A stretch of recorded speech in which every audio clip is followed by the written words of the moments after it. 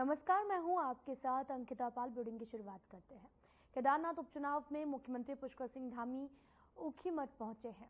CM ने यह भी कहा कि पूर्व विधायक स्वर्गीय शैला रानी रावत के निधन की वजह से उपचुनाव हो रहे हैं। उनके द्वारा जो भी विकास कार्य किए गए उनको आगे बढ़ाने का जो काम है वो बीजेपी करेगी। सीएम ने कहा कि आशा नौटियाल 2 बार विधायक रही हैं। क्षेत्र में उनकी एक अच्छी छवि है। निश्चित रूप से जनता बीजेपी को दोबारा चुनेगी।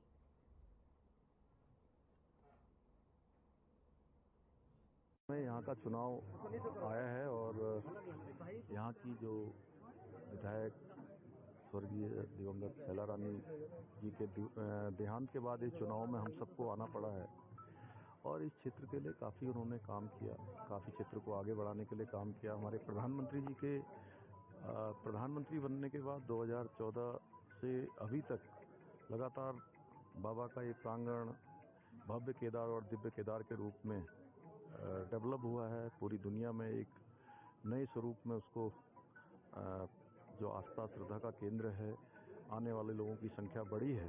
अनवरत रूप से यहाँ का विकास शुरू हुआ है और हम सब लोगों ने भी उसी को अपना ध्येय मानकर प्राथमिकता के आधार पर यहाँ के विकास का संकल्प लिया है। 2013 की आपदा के समय को भी लोगों ने देखा और इस बार भी आपदा थी।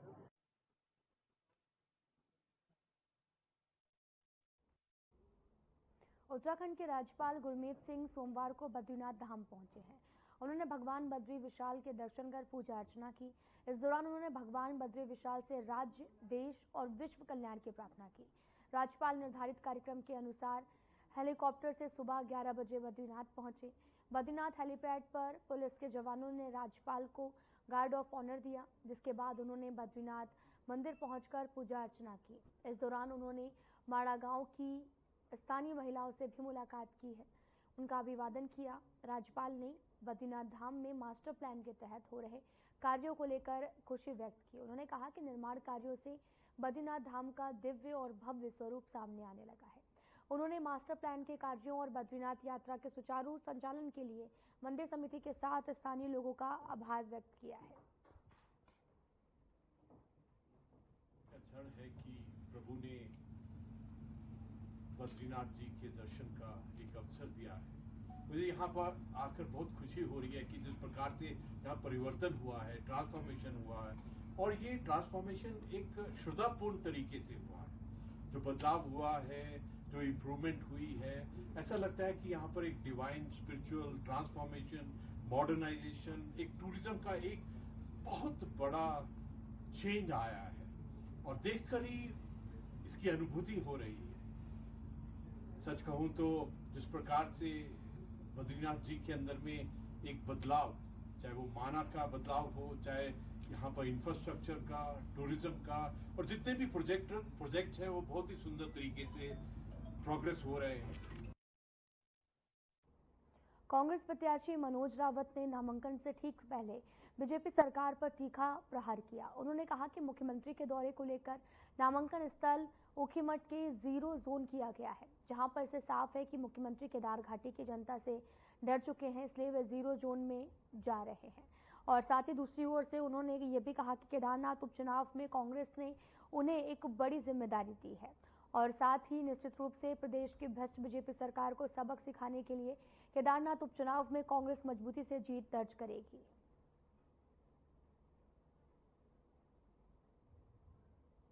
देखिए, आज कांग्रेस पार्टी ने मुझे केदारनाथ उपचुनाव के लिए प्रत्याशी बना करके एक बहुत बड़ा लक्ष्य दिया है, क्योंकि ये जो सरकार अनियंत्रित सरकार हो गई है, भ्रष्ट सरकार। आप देखेंगे कि मसूरी का जो एवरेस्ट वाला इलाका है, जॉर्ज एवरेस्ट वाला इलाका, हजारों करोड़ की जमीन 1 करोड़ रुपए किराए पर देने वाली सरकार का पेट नहीं भर रहा है।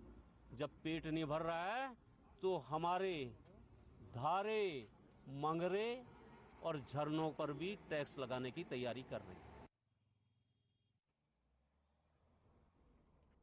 सतर्कता अधिष्ठान निर्देशालय की तरफ से आयोजित सतर्कता जागरूकता सप्ताह के प्रशिक्षण शिविर का शुभारंभ मुख्यमंत्री पुष्कर सिंह धामी ने किया, तो वहीं कार्यक्रम में पुलिस विभाग के कई अधिकारी मौजूद रहे। मुख्यमंत्री धामी ने कहा कि राज्य के अंदर जीरो टॉलरेंस की दिशा में सरकार का काम कर रही है, जिसको सशक्त करने में सतर्कता विभाग अहम भूमिका निभा रहा है। विभाग की कार्यप्रणाली को ज्यादा से ज्यादा मजबूत किया जाए, इस दिशा में काम किया जा रहा है।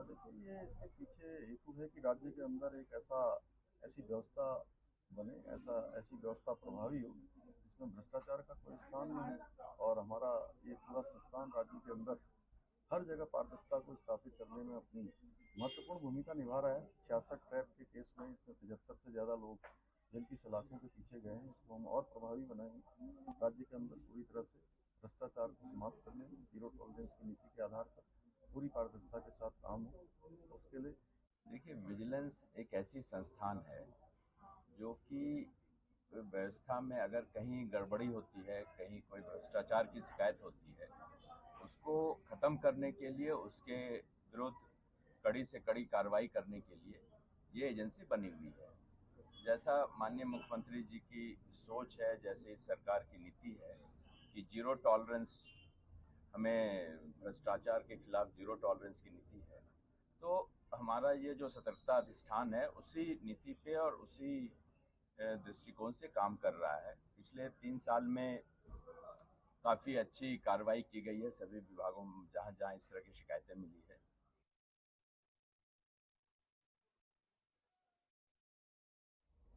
पूर्व सीएम और कांग्रेस नेता हरीश रावत ने उत्तरकाशी प्रकरण पर बीजेपी पर तीखा हमला किया। हरीश रावत ने आरोप लगाते हुए कहा कि पूरे प्रकरण के पीछे बीजेपी है। उन्होंने कहा कि पत्थर फेंकने वाले भी भाजपाई हैं और निंदा करने वाले भी भाजपाई हैं। हरिद्वार में कांग्रेस के दिवाली मिलन समारोह में शिरकत करने पहुंचे थे, जहां पर टिबड़ी क्षेत्र स्थित अम्बेडकर पार्क में दिवाली मिलन समारोह आयोजित किया गया, जिसमें बड़ी संख्या में कांग्रेसी नेता और कार्यकर्ता शामिल हुए। हरीश रावत ने केदारनाथ सीट पर हो रहे उपचुनाव में कांग्रेस की जीत का दावा भी किया है।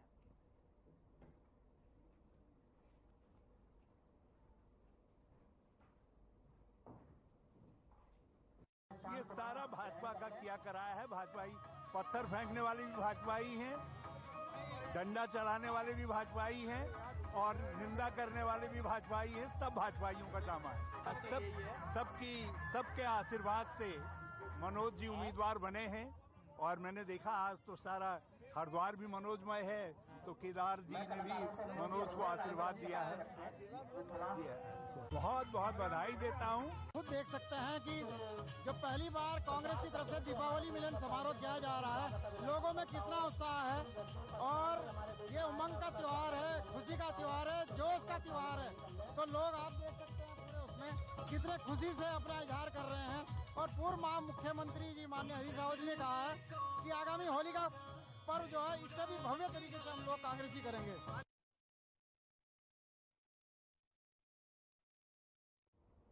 उत्तराखंड सरकार में आपदा प्रबंधन सलाहकार समिति के वरिष्ठ उपाध्यक्ष विनय रोहिला कुमायूं दौरे पर है। जसपुर भाषा कार्यकर्ताओं ने गर्मजोशी के साथ में जगह जगह फूलमाला पहनाकर स्वागत किया। मौके पर अधिकारियों को दूरभाष पर समस्याओं के निदान के आदेश दिए हैं। देहरादून से आपदा ग्रसित क्षेत्रों का भ्रमण कर कुमायूं क्षेत्र का भ्रमण कर बोले सरकार से कि आपदाओं को बहुत ही नजदीकी से देखा। सरकार ने आपदा से निपटने का पहले भी तैयारियां पूरी कर ली हैं।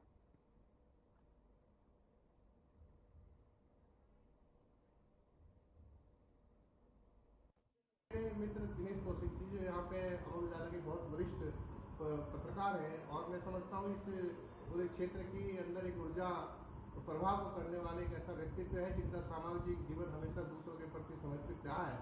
पत्रकारिता के क्षेत्र से हटके भी उन्होंने जो है अधिवक्ता के क्षेत्र में बहुत प्रसिद्धि प्राप्त की है। अनेक केसेस के अंदर उनका अपना एक मार्गदर्शन रहता है।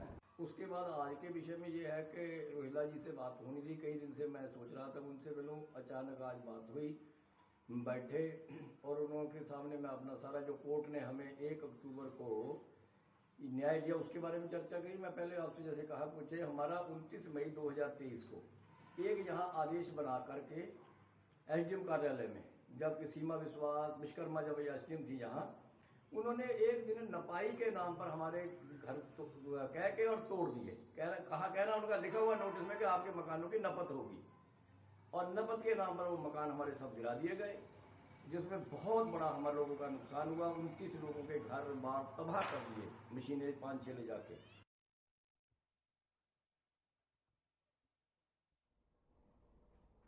कृषि एवं भूमि संरक्षण पर आपको बताते चले कि अधिकारी कार्यालय परिसर में आरटीआई कार्यकर्ता और एक महिला के बीच में विवाद का मामला प्रकाश में आया। दोनों ने एक दूसरे के खिलाफ पुलिस को तहरीर देकर कार्रवाई की मांग की। पुलिस ने बताया कि महिला की ओर से आरटीआई कार्यकर्ता पर छेड़खानी का आरोप लगाते हुए तहरीर दी गई। विभागीय परिसर में शनिवार सुबह हुए इस घटनाक्रम का एक वायरल वीडियो भी चर्चा का विषय बना हुआ है और कृषि एवं भूमि संरक्षण अधिकारी ने उनके कार्यालय में हुए घटनाक्रम की लिखित सूचना पुलिस को दी है।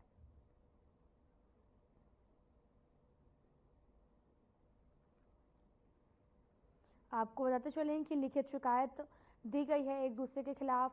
तहरीर का ये पूरा मामला सामने आया। महिला के हमले का ये वीडियो सोशल मीडिया पर भी जमकर वायरल हो रहा है, जहां पर महिला कर्मचारी के साथ मारपीट करती नजर आई। और साथ ही आपको बताते चले कि ये पूरा मामला आरटीआई कार्यकर्ता से जुड़ा हुआ है, जहां पर आरटीआई कार्यकर्ता पर महिला के बीच में आपस में विवाद हो गया, जिसके बाद में महिला पीटती हुई नजर आई। किसी ने इसका वीडियो बना लिया और जिसके बाद ये सोशल मीडिया पर जमकर वायरल हो रहा है।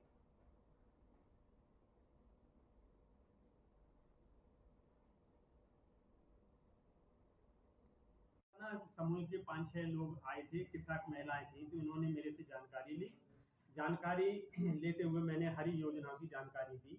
समूह में करना चाहें, फार्मेसी भी बैंक में करना चाहें, तो ये सब जानकारी देते हुए और हमारे जो है ना श्री ध्यानी जी यहाँ वीडियोग्राफी में इसमें अवलोकन कर रहे थे। अवलोकन करने के बाद मैं जो है यहीं पर बैठा था, तो कोई किसी की इनकी आपसी रंजस होगी या क्या होगा, और ये मुझे जानकारी नहीं मिली है।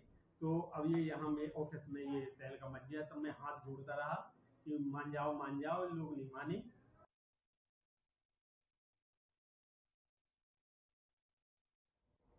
जनपद पौड़ी पुलिस ने multi state credit private society का भांडाफोड़ करते हुए 5 लोगों को गिरफ्तार किया है, जिसमें 2 महिलाएं भी शामिल हैं।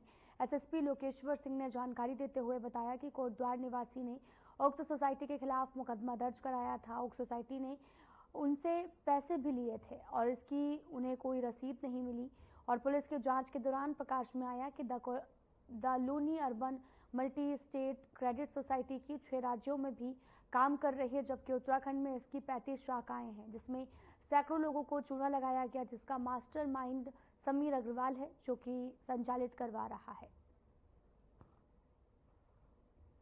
पुलिस ने अब बड़ा एक्शन लिया है। पूरा मामला कोटद्वार से है, जहां पर 5 लोगों को गिरफ्तार किया गया और साथ ही आपको ये भी बताते चले कि क्रेडिट प्राइवेट सोसाइटी का भांडाफोड़ किया गया है और जिसके बाद क्रेडिट प्राइवेट सोसाइटी का ये भांडाफोड़ हुआ। पुलिस ने बड़ा एक्शन लिया और जहां पर एक्शन लेते हुए पुलिस ने 5 लोगों को गिरफ्तार भी किया है। एसएसपी मौके पर पहुंचे और पूछताछ भी की है।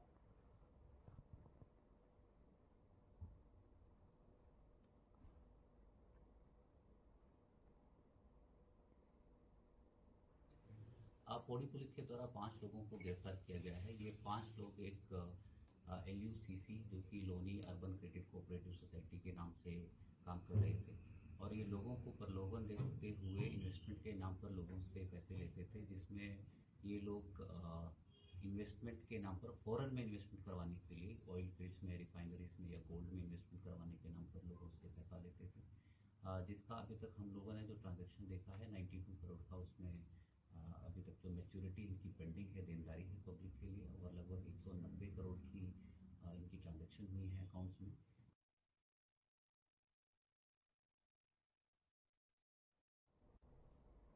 आयुष अग्रवाल के निर्देश पर आपको बताते चले कि मुनिकेरेती थाना पुलिस ने भद्रकाली पुलिस चेक पोस्ट पर निःशुल्क स्वास्थ्य जांच शिविर कैंप लगाया है।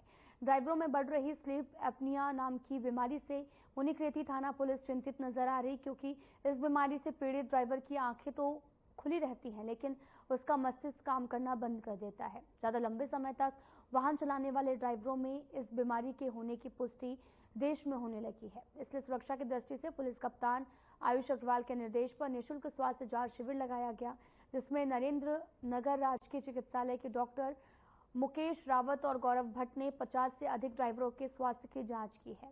इंस्पेक्टर रितेश शाह ने बताया कि जांच में किसी भी ड्राइवर को स्लीप एपनिया की बीमारी नहीं मिली है, लेकिन बताया ये भी जा रहा है कि समय समय पर स्लीप एपनिया बीमारी जो है वो जांच के लिए शिविर लगाए जाते रहेंगे। इस संबंध में ड्राइवरों को जागरूक करने की जिम्मेदारी वरिष्ठ उप निरीक्षक योगेश पांडे और सभी चौकी प्रभारियों को दी गई है।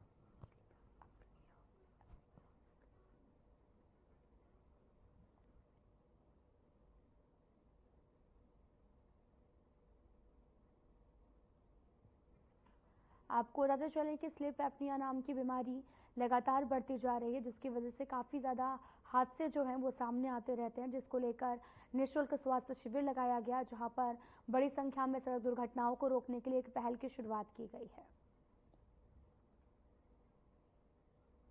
खबर देहरादून से है, जहां पर सीएम पुष्कर सिंह धामी ने परेड ग्राउंड स्थित उत्तरांचल प्रेस क्लब में आयोजित दिवाली महोत्सव में प्रतिभाग करते हुए पत्रकार गणों एवं प्रेस क्लब के सभी सदस्यों को दीपावली की शुभकामनाएं दी हैं। उन्होंने कहा कि दिवाली का पर्व हम सभी के जीवन में सकारात्मक ऊर्जा का संचार करने का एक विशिष्ट माध्यम है। सभी के जीवन में सुख समृद्धि उत्तम स्वास्थ्य की उन्होंने कामना की है। मुख्यमंत्री ने कहा कि पत्रकारिता को संविधान का चौथा स्तंभ कहा जाता है।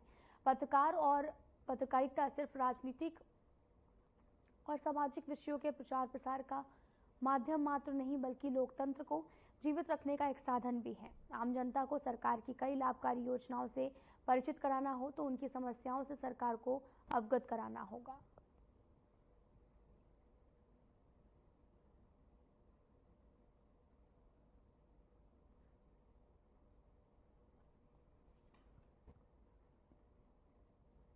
मुख्य सचिव राधा तूड़ी ने विभागीय योजनाओं के प्रस्ताव जमीनी परीक्षण किए बगैर सीधे कैबिनेट भेजने में ऐतराज जताया है। उन्होंने विभागीय सचिवों को निर्देश दिए कि वे जमीनी परीक्षण और आकलन करने के बाद में कैबिनेट बैठक के लिए प्रस्ताव प्रस्तुत करें। ऐसा न करने से योजनाओं का वास्तविक उद्देश्य प्राप्त करने में कठिनाई होती है। इस संबंध में मुख्य सचिव ने अपर मुख्य सचिव और प्रमुख सचिवों और सभी विभागों सचिवों को पत्र लिखा। पत्र में विभागीय योजनाओं और कार्यक्रम के परीक्षण और तुलना कर प्रस्ताव तैयार करने को कहा गया है।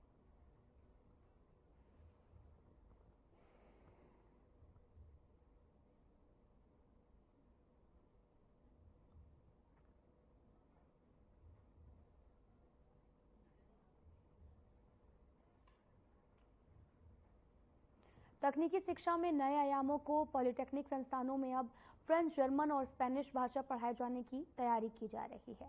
इस पर उत्तराखंड के तकनीकी शिक्षा मंत्री सुबोध उनियाल ने कहा कि छात्रों को विदेश में काम करने का मौका मिलेगा।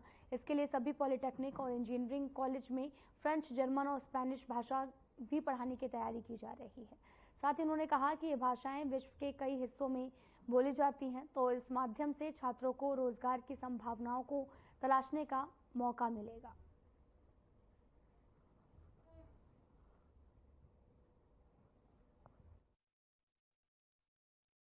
हमारे बच्चों को दुनिया के देशों में भी उनको छपाया जा सके, इसके लिए और हमने काम किया है कि हम पॉलिटेक्निक्स और इंजीनियरिंग कॉलेजेस में फ्रेंच, जर्मन और स्पेनिश भी पढ़ाने का काम शुरू कर रहे हैं, ताकि बच्चे फ्रेंच, जर्मन और स्पेनिश लैंग्वेज के माध्यम से, जहां देश के क्योंकि बहुत बड़े हिस्से में फ्रेंच, जर्मन और स्पेनिश बोली जाती है, तो वहां पर भी वो अपने रोजगार की संभावनाओं को तलाश सके।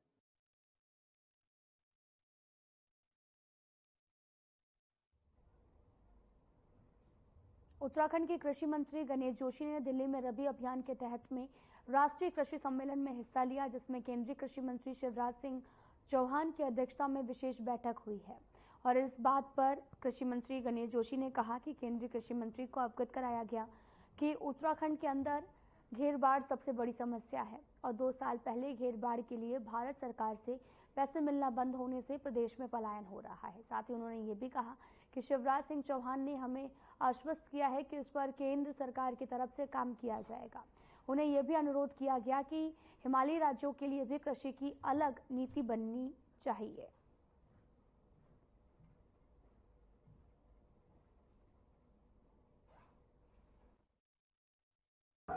मुझे कृषि मंत्री होने के नाते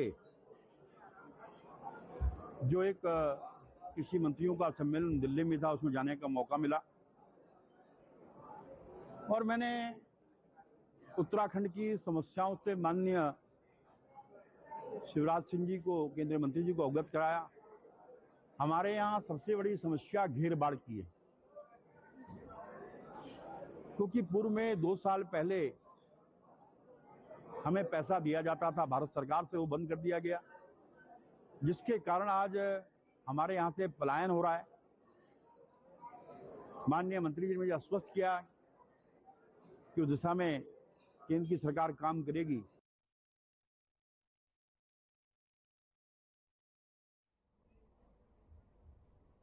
गुलरभोज में विधायक अरविंद पांडे ने कोपा बसंत कोपा कृपाली तिराहे से कुला मार्ग तक डामरीकरण का शुभारंभ किया। 3 किलोमीटर सड़क के नवीनीकरण का काम पीडब्ल्यूडी की तरफ से करीब 45 लाख की लागत से किया जा रहा है।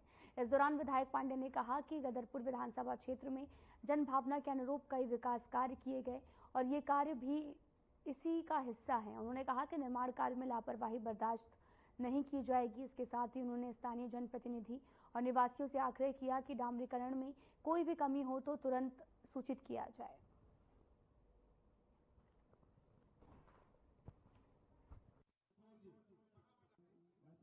विभिन्न विभागों के माध्यम से जनहित में जहाँ जहाँ डिमांड होती है और जहाँ आवश्यकता होती है, बजट के अनुसार हमारी सड़कें हैं, गुल हैं, नालियाँ हैं, सामुदायिक भवन है, बिजली है, पानी है, इसकी कार्य स्वीकृत होते रहते हैं। और जहाँ जनता मुझे जब अवगत कराती है तो उसको विभिन्न विभागों के माध्यम से डेवलपमेंट का कराने का काम किया जाता है। आज कोपा कृपाली से लेकर कूल्हा तक, गुलरभोज से लेकर कोपा कृपाली कूल्हा तक इस सड़क की नवीनीकरण की आवश्यकता थी। जगह जगह गड्ढे पड़े रहे थे।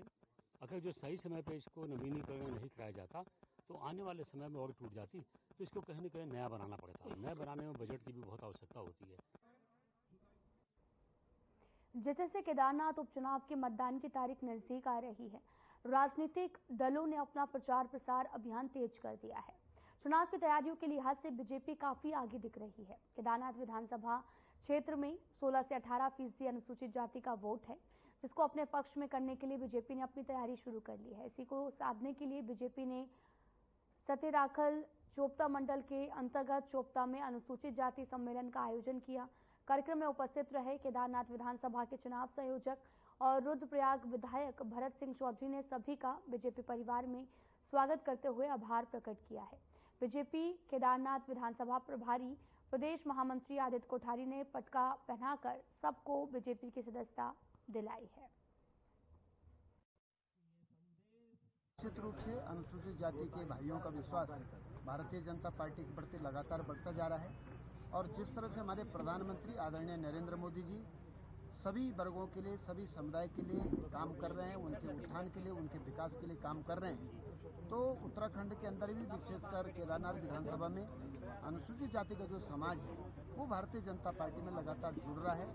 आज चोपता में केदारनाथ विधानसभा के बहुत सारे अनुसूचित जाति के भाई, सामाजिक कार्यकर्ता, पूर्व अधिकारी, कर्मचारी भारतीय जनता पार्टी में शामिल हुए हैं और ये इसी का परिणाम है कि अनुसूचित जाति के समाज का विश्वास लगातार पुष्कर धामी के प्रति बढ़ता जा रहा है। पिछले कुछ दिनों से लगातार हमको ये सूचना मिल रही थी कि बड़ी संख्या में हमारे दलित समाज के लोग भारतीय जनता पार्टी से जुड़ना चाहते हैं और उसी कड़ी में हमारे मंडल अध्यक्ष जी ने आज यहाँ पर एक कार्यक्रम का आयोजन बहुत शॉर्ट नोटिस पे किया था। 48 घंटे के नोटिस पे ये कार्यक्रम हुआ और आप देख रहे हैं कि जिस तरह से उमड़ करके लोग इस कार्यक्रम में आए हैं वो इस बात का परिचायक है कि आने वाले समय में केदारनाथ विधानसभा में एक नई परिपाटी, एक नई परंपरा प्रारंभ होने वाली है। इतना ही, नमस्कार।